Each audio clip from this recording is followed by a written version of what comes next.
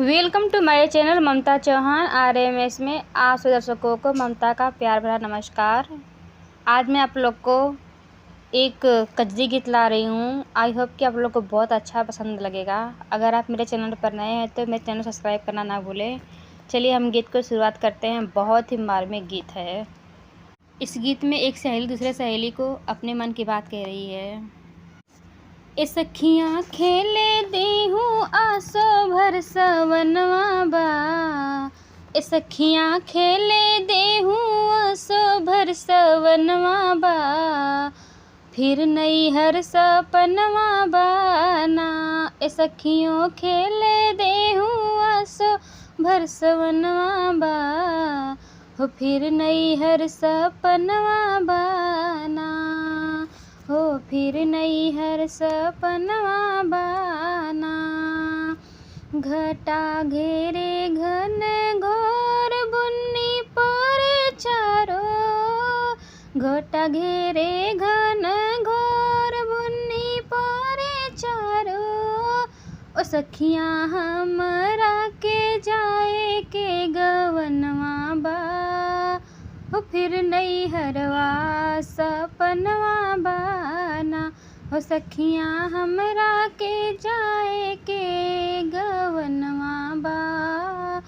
फिर नैहर सपनवा बाना। सखियाँ खेले देहूँ आसो भर सवनवा बा। फिर नैहर सपनवा बाना। आइल सावन की बहार दिल में फूटेला फुहार। आइल सावन की बहार दिल में फूटेला फुहार। हमरे अखियन में बसल सजनवा बा।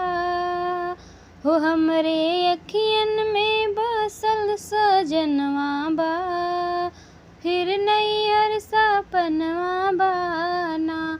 ए सखियाँ खेले देहूँ आसो भर सवनवा बा। फिर नैहर सपनवा बाना।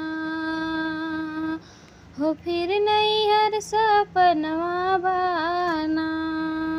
झूला गजरे सखी संग नाचे हमरा अंगे अंग। झूला गजरे सखी संग नाचे हमरा अंगे अंग। याद आवे बहुते सुंदर ई धियनवा बा। फिर नैहर सपनवा बाना। हो याद आवे हमके सुंदर ई धियनवा बा। हो फिर नैहर सपनवा बाना।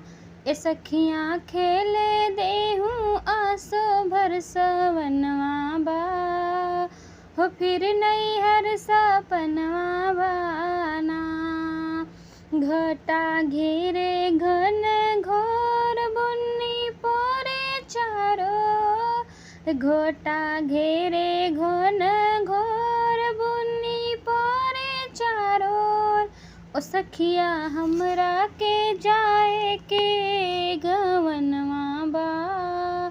हो फिर नैहर सपनवा बाना। हो फिर नैहर सपनवा बाना। आई हैं सैया जी हमार लेके डोली का हार। आई हैं सैया जी हमार लेके डोली का हार। हमरा के जाए के बहादुर जहनवा बा। फिर नैहर सपनवा बाना।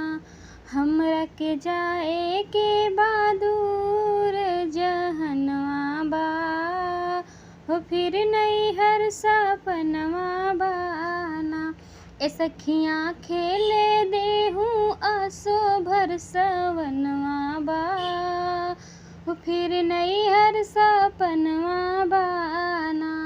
घटा घेरे घन घोर बुन्नी परे चारो। घटा घेरे घन घोर बुन्नी परे चारो। ओ सखियाँ हमरा के जाए के गवनवा बा, फिर नैहर सपनवा बाना हो, फिर नैहर सपनवा बाना हो, फिर जा